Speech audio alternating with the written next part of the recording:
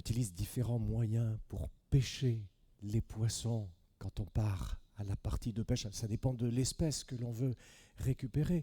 La canne à pêche, par exemple, pour la truite. L'épuisette, pour ceux qui veulent prendre les crevettes. Et puis quand on va en pleine eau, alors on lance le filet. Là, on rattrape, on ramasse tout ce qui passe. Par exemple, des sardines. Mais aujourd'hui, je vais vous parler d'une espèce de poisson à laquelle nous n'aurions jamais pensé. Nous lisons ensemble dans l'Évangile selon Marc, chapitre 1er, à partir du verset 16 et puis aussi le verset 17. Comme Jésus marchait le long du lac de Galilée, il vit Simon et André, frères de Simon, qui jetaient un filet dans le lac. C'étaient en effet des pêcheurs. Jésus leur dit « Suivez-moi, et je ferai de vous pêcheurs d'hommes. » Aussitôt, ils laissèrent leur filet et le suivirent. C'est le commencement de l'Évangile et les toutes premières personnes que Jésus appelle à sa suite sont des pêcheurs de poissons. Ici, André et son frère Simon, qu'on a appelé Pierre. Un petit peu plus loin, dans les versets qui suivent, on voit qu'il appelle aussi Jacques et Jean, qui également étaient deux frères, les fils de Zébédée. Jésus leur a fait cette promesse personnelle, une promesse spéciale, que s'ils le suivaient, ils deviendraient des pêcheurs d'hommes. Allons donc. Une fois, je me suis pris tout seul à l'hameçon. Il faut dire que je marchais le long de la berge d'un étang, pieds nus. Quelle idée! Ça s'est terminé chez le médecin. Il a fallu enlever l'hameçon qui était bien enfoncé dans la plante du pied. Puis il y avait le crochet.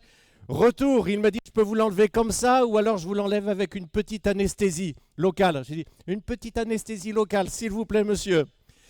Pêcheur d'hommes. Alors c'est vrai que l'image en elle-même semble négative pour les poissons, ça c'est sûr. Quand un poisson se fait pêcher, pour lui, c'est fini. Sauf s'il est trop petit et qu'on le rejette à l'eau. Mais même comme ça, se faire prendre à l'hameçon et puis décrocher, rejeter à l'eau ou même être pris dans le filet, pour un poisson, ça n'est jamais une expérience agréable. Maintenant, quand Jésus dit à Pierre qu'il fera de lui un pêcheur d'hommes, ça, c'est pas une image pour celui qui entend l'Évangile. Non, ici, Jésus parle du point de vue de celui qui va gagner les autres à l'Évangile, qui va partager l'Évangile. Tu gagneras des hommes pour moi. Maintenant, quand on se place du côté de ceux qui sont gagnés à l'Évangile, alors la parole de Dieu utilise d'autres images. Une brebis perdue est retrouvée. Une pièce perdue est retrouvée. Un enfant perdu est retrouvé. Un prisonnier libéré. Ou encore même un esclave racheté et affranchi. Pour ceux que l'on gagne à Jésus-Christ, alors l'enjeu pour eux, c'est le salut de leur âme éternelle. Et là, vu sous cet angle, pour eux, le fait d'être gagné ou péché, c'est la meilleure chose qui puisse leur arriver. Jésus dit, et que servirait-il à un homme, même de gagner le monde entier, s'il devait perdre son âme? Et en parlant de Judas, un homme qui, entre tous, a perdu son âme, Jésus a dit ceci, quel malheur pour lui, il aurait mieux valu pour lui n'être jamais né. Et ici, Jésus exprime le malheur infini, éternel, incommensurable de celui ou de celle qui perd son âme pour l'éternité, mais être sauvé par grâce, c'est-à-dire par un pur cadeau de Dieu, c'est réussir sa vie sur la terre, quoi qu'il puisse nous arriver après, ici-bas, en bien ou en mal. Et c'est là que du coup, nous réalisons l'urgence de notre appel à être des pêcheurs d'hommes. Quel est le secret pour devenir pêcheur d'hommes? Eh bien, c'est tout simplement de suivre Jésus, selon ce qu'il a dit à André et à Pierre. Suivez-moi et je ferai de vous des pêcheurs d'hommes. J'aime beaucoup le « je ferai de vous ». Ce n'est pas parce que vous serez les plus intelligents, les plus beaux, les plus sages ou les plus capables. Je ferai de vous. Mais il y a une condition à cela, c'est que vous me suiviez. Et parmi ceux qui m'écoutent, probablement il y en a qui brûlent d'être utilisés par Dieu pour le salut des autres. Et ils ont raison. Vous espérez peut-être pour cela suivre une formation, aller dans telle école biblique, ou peut-être être formé, faire un stage avec tel pasteur. Et rien de cela n'est mauvais, au contraire. Et tout à l'heure, je vais parler de ce qui nous rend meilleurs, de la formation pour mieux gagner les âmes, justement pour évangéliser.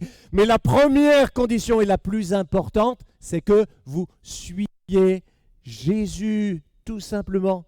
Si votre parcours chrétien commence par un service humble et caché, suivez Jésus sur ce bon chemin. Si on ne vous confie pas tout de suite les grandes responsabilités auxquelles vous aspirez avec un cœur pur et les meilleures motivations du monde, j'en suis sûr, suivez Jésus quand même. Ne tombez pas dans le piège de ceux qui deviennent amers, ni dans le piège de ceux qui utilisent des artifices, des manœuvres ou qui jouent des coudes. Gardez un cœur pur, suivez Jésus malgré tout, suivez Jésus envers et contre tout, et il fera de vous des pécheurs d'hommes. Gardez votre cœur doux et humble, surtout pas amer, doux et humble comme Jésus. Restez patient.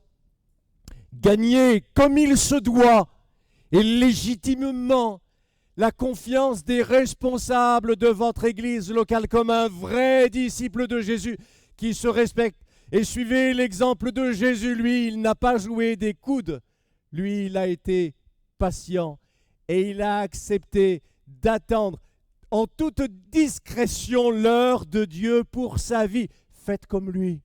Suivez-le sur le chemin qu'il vous trace et il fera de vous des pécheurs d'hommes.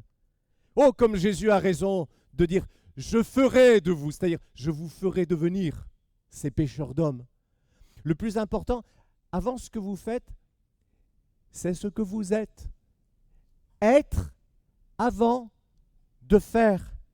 Et voyez-vous, ici, Jésus s'occupe d'abord et avant tout de vous, la personne que vous êtes, votre caractère en particulier, votre mentalité.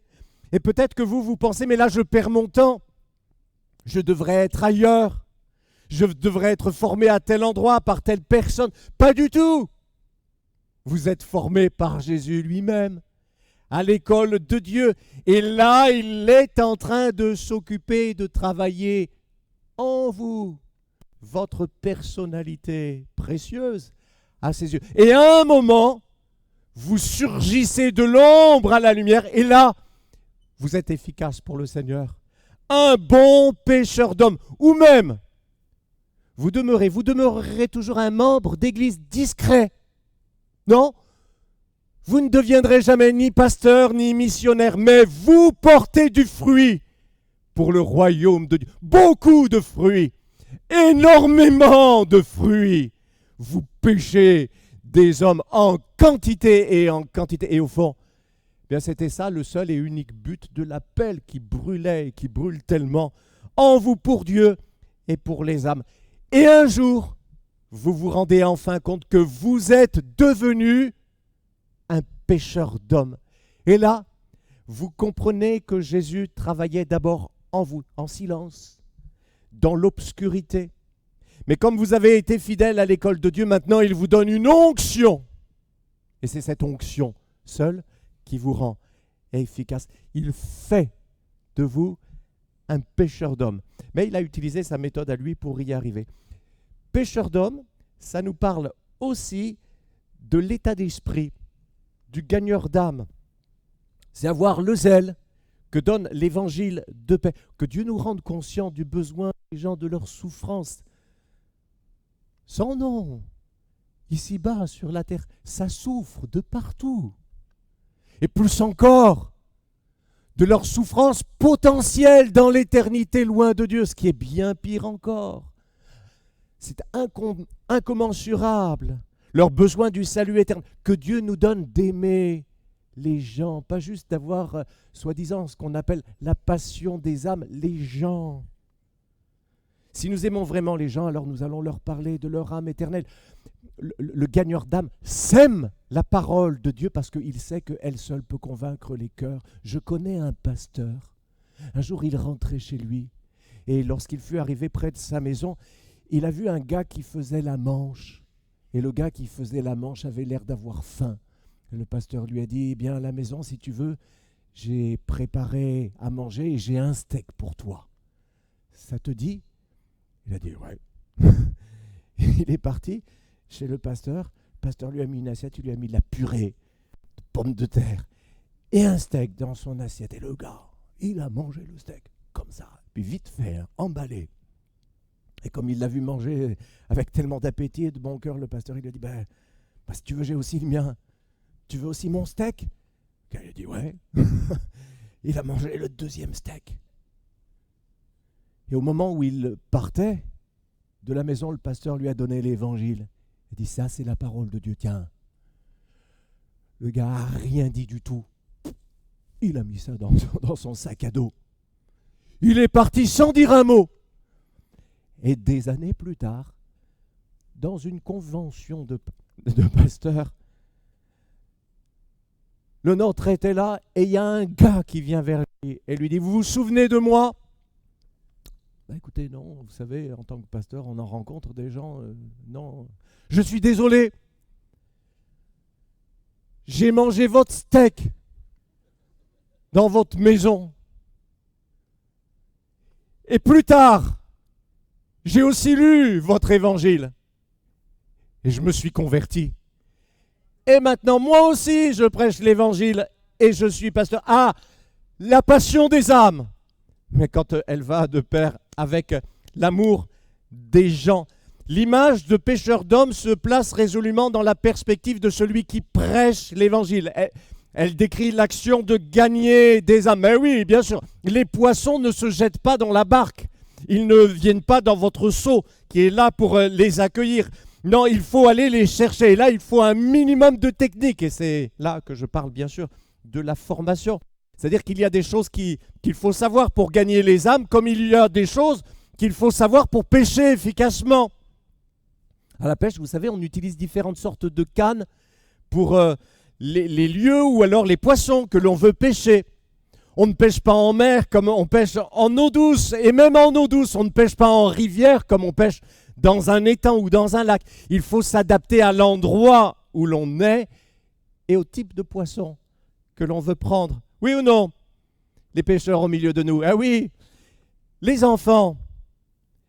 Qui pourra le mieux dire à vos copains et à vos copines que Jésus les aime et veut les sauver? Qui? Vous imaginez, un adulte comme moi va aller les voir. Mais ils vont avoir peur. Maman, le monsieur, il veut me parler tout seul dans un coin. Dis, maman, c'est ça un pédophile. Mais si c'est vous qui leur parlez de Jésus à la récré, vous leur ferez pas peur. Et oui, vous savez, Jésus peut utiliser une petite canne à pêche pour prendre aussi les petits poissons. Tiens, Jésus peut même utiliser une petite canne à pêche pour prendre un gros poisson. Ah, celui-là, peut-être, il va falloir vous aider à le ramener pour le mettre dans le seau. J'ai été missionnaire, vous savez, on ne prêche pas l'évangile. D'abord, on n'aborde pas les gens, on ne parle pas aux gens en Afrique comme en France. Et, je suis désolé, même si aujourd'hui il y a plus de conversions au Congo qu'il n'y en a en France, ne pensez pas qu'en faisant en France comme on fait au Congo, vous allez gagner beaucoup de Français. Vous savez, un homme qui hurle dans un micro sur une place publique en France, eh bien, ça ne fait pas envie, ça fait juste peur. Eh oui. Vous savez, il y a des poissons qui n'aiment pas le bruit. Ce sont les poissons français, par exemple. Ah, sauf les gitans. Hein. Les gitans, eux, ils aiment quand le message est très fort. Le message ne doit pas changer selon les cultures. Jamais. Paul dit ceci, si quelqu'un apporte un autre évangile, malheur à lui. Mais la manière d'apporter le message, elle doit changer en fonction des contextes. On doit s'adapter. Et le même Paul dit aussi, je me suis fait tout à tous pour en gagner de toute manière quelques-uns. Avec les Juifs, j'ai été comme les Juifs. Et avec les non-juifs, eh bien, j'ai fait comme les non-juifs. L'idée est de ne pas mettre des barrières dans les cœurs par des choses qui sont secondaires. Il faut s'adapter. Il ne faut pas mettre en avant des choses qui heurtent les gens, à moins que ça ne soit absolument indispensable. Ah oui, c'est sûr, je vais leur parler du péché, dont il faut se convertir. Parce que ça, c'est le b.a.-ba de l'évangile. Alors, je ne vais pas y couper, mais Si une nouvelle personne de l'église vous invite à manger chez elle, et que là, assis, vous voyez une image pieuse dans la salle à manger, laissez tomber! C'est pas le moment de lui dire de retirer l'image pieuse du mur de sa salle. Elle a tout le temps pour comprendre ces choses-là. Il est dit, c'est dans Proverbes chapitre 11, verset 30, le sage gagne les cœurs. Et quand un sage est en même temps un homme ou une femme spirituelle, il gagne les cœurs à la sagesse. Il gagne les cœurs au salut. Et je pense que c'est de ça que Jésus parlait quand il nous disait qu'il ferait de nous des pêcheurs d'hommes. Être des hommes et des femmes qui gagnent les autres pour Jésus, qui gagnent les autres pour leur salut. Pas pour qu'ils nous suivent, pour qu'ils suivent Jésus. Et pour ça, nous dit le proverbe, il faut être sage. Un pêcheur sage n'effarouche pas le poisson. Parfois, nous portons en nous une sorte de mauvaise conscience qui nous pousse à témoigner n'importe comment, à tort et à travers. Moi, j'étais comme ça au moment de ma conversion, peu après ma conversion. Alors, on se réfère au texte de Paul, vous savez, quand il est dit « prêche en toute occasion, qu'elle soit favorable ou non ». Mais on ignore à qui cette recommandation était faite. Elle était adressée à Timothée, qui, dans l'Église, avec sa responsabilité, devait reprendre avec l'enseignement exact, qu'on l'approuve ou qu'on ne l'approuve pas. Mais pour le témoignage, il nous faut beaucoup de tact et de sagesse. Et ça commence par du bon sens. Vous savez, se lever dans le train, dans le wagon, et puis se mettre à prêcher l'évangile comme ça, à haute voix, ça peut paraître courageux. Mais je vais vous dire quelque chose. Dans notre pays, avec notre culture, en réalité, c'est juste déplacé. C'est inapproprié. Vous passerez pour un illuminé et sûrement pas pour une personne à qui on peut faire confiance. Et là, vous allez tout gâcher. Vous allez manquer le but. Vous allez rendre le message suspect alors que vous vouliez le rendre attrayant. Ce qui donne le plus de résultats, en fait, c'est un contact tranquille avec quelqu'un qui inspire confiance. Alors après, aussi, il faut être attentif à la direction de Dieu. Dieu peut aussi faire passer près de vous des personnes qui sont mûres pour le salut. Par exemple, Dieu a conduit Philippe dans un chemin qui était désert, mais où devait passer un ministre éthiopien qui était mûr, lui, pour le salut. Et quand Philippe s'est retrouvé près de cet homme, l'Esprit de Dieu lui a dit « Avance et approche-toi de ce char ». Vous savez, quand Satan vous voit passer près de certaines personnes qu'il sait être mûres pour le salut, il doit trembler. Pas possible. Oh, pourvu qu'il ne lui témoigne pas à lui ou à elle. Et surtout pas ce chrétien, parce que lui, non seulement il est courageux, mais en plus il est sage. Oh non! Il l'a fait! Encore un converti, c'est pas possible. Encore un qui m'a échappé. Il y a différentes méthodes pour évangéliser, pour gagner les âmes. Ce sont nos filets différents ou nos sortes de hameçons différents. Le témoignage personnel, les réunions d'évangélisation de l'église le vendredi soir, les réunions dans les maisons comme mardi prochain, la prospection sur les marchés. Puis aussi, il faut vivre avec son temps, la chaîne YouTube de l'église où vous pouvez mettre votre témoignage. Vous savez quoi? Vous mettez votre témoignage sur la chaîne YouTube de l'église. À la fin, il y aura des milliers de personnes qui auront entendu votre témoignage à Jésus. Ah, ça, c'est quelque chose. Un verset biblique sur votre mur Facebook. Bon, mais à moins que vous ne soyez pasteur, ne mettez pas que ça sur votre Facebook. Un lien vers une vidéo de l'église envoyée par texto à un collègue. Excellent! Il faut que d'abord vous ayez tissé un contact avec lui, une relation de confiance, que vous lui ayez parlé, sinon il va dire elle est folle, celle-là. On doit essayer toutes sortes de moyens et au milieu de tous ces efforts, l'Esprit de Dieu vous conduira au meilleur. Mais une chose est sûre, mes amis, vous resterez, vous, toujours, la meilleure vidéo. Le meilleur de tous les prospectus, c'est vous. Il n'y a rien qui gagne les autres comme quelqu'un de proche et qui crée une relation de confiance pour amener une autre personne à Christ. Ça me fait penser à une chanson de Yves Duteil dans les années 80. Prendre un enfant par la main pour le conduire vers demain. Et il y a encore plus beau que ça. Prendre un ami par la main pour le conduire à Jésus. Et mieux que vers demain pour le conduire à la vie éternelle. Comme il nous est dit dans l'évangile que André a conduit son frère Simon à Jésus qui lui a donné le nom de Pierre. Quelle belle œuvre il a faite ce jour-là, André. Pour Pierre, quelle belle œuvre, et aussi pour tous ceux qui ont été sauvés. Et ils ont été nombreux, tous ceux qui ont été sauvés par l'intermédiaire de Pierre à leur tour. Vous serez pécheurs d'hommes. C'est un appel particulier pour quelqu'un au milieu de nous ce matin.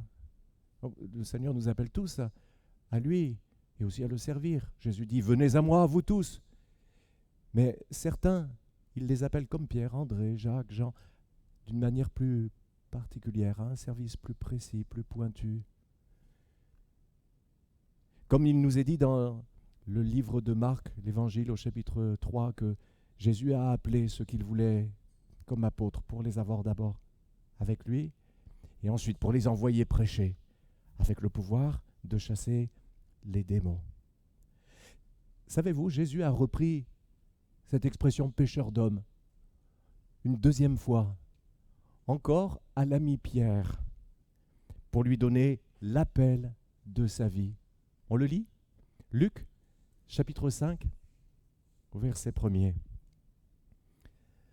Un jour, Jésus se trouvait au bord du lac de Génézareth et la foule se pressait autour de lui pour entendre la parole de Dieu. Il vit au bord du lac 2 barques. Les pêcheurs en étaient descendus pour laver leurs filets.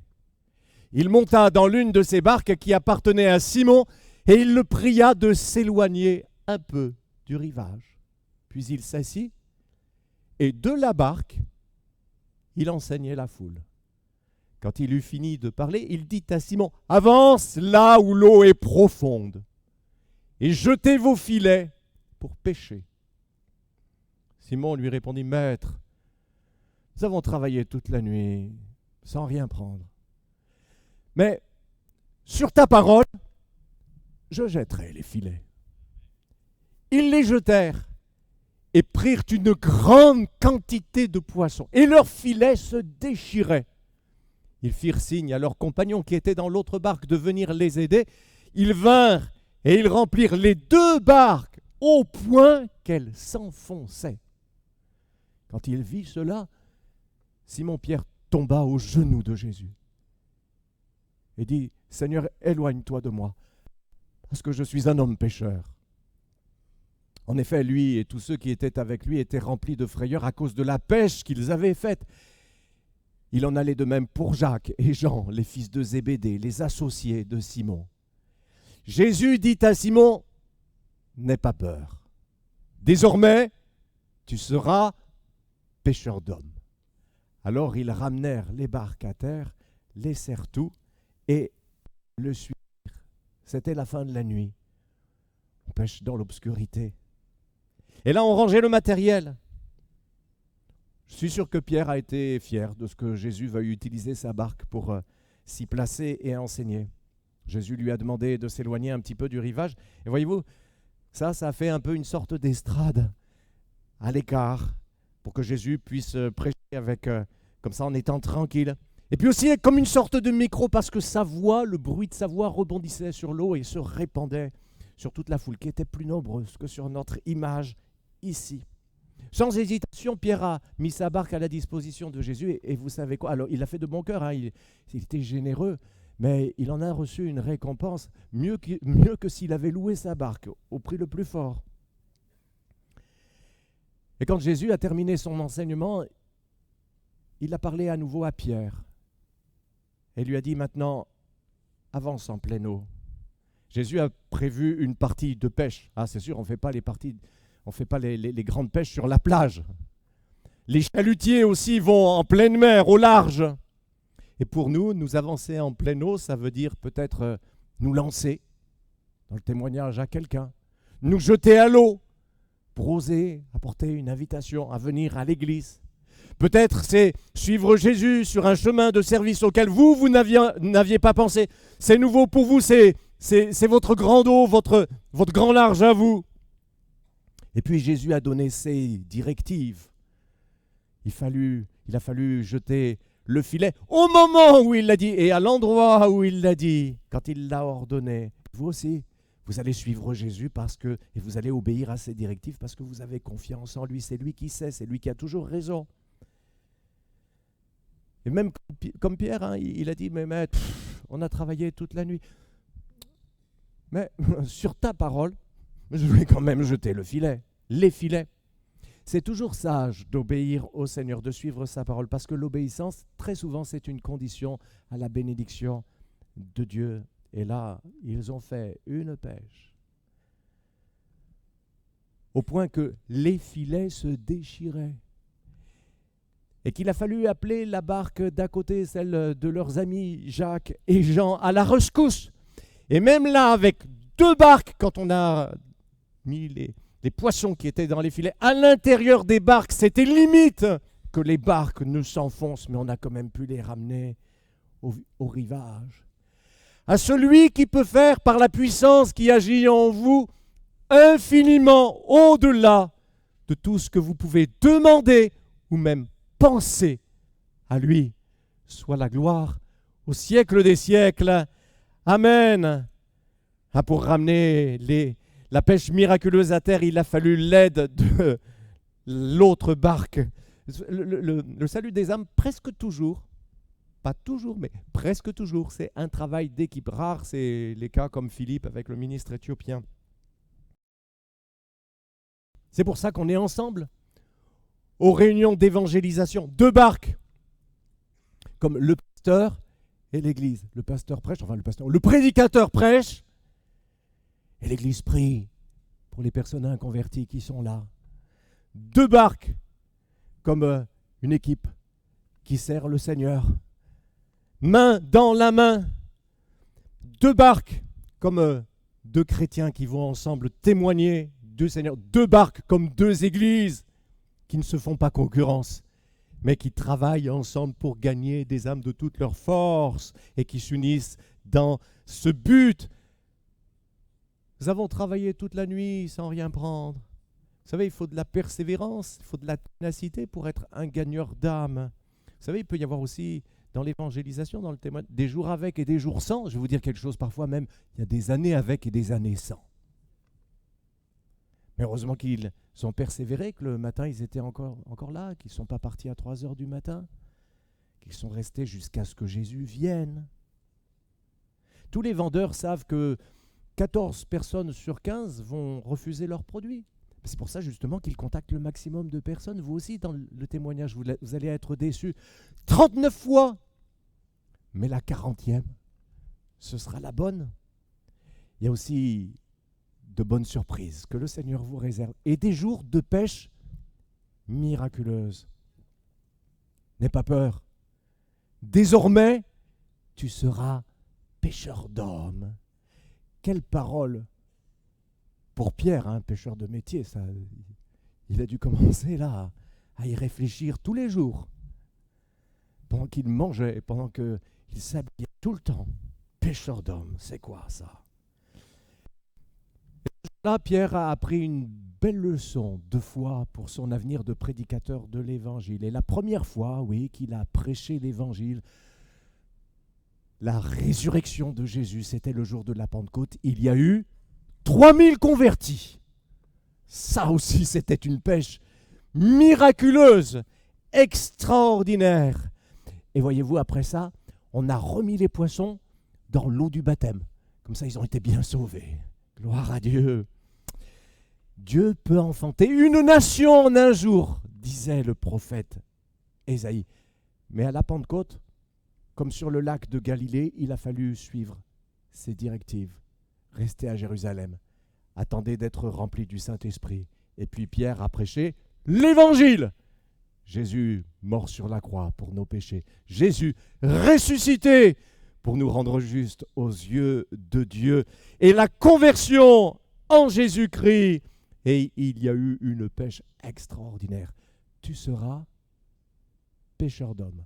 Ce matin, le Seigneur nous adresse cette parole à tous, en tant qu'Église et en tant que personne. Et à quelqu'un en particulier, il appuie plus fort sur son cœur pour lui dire, tu vas me servir.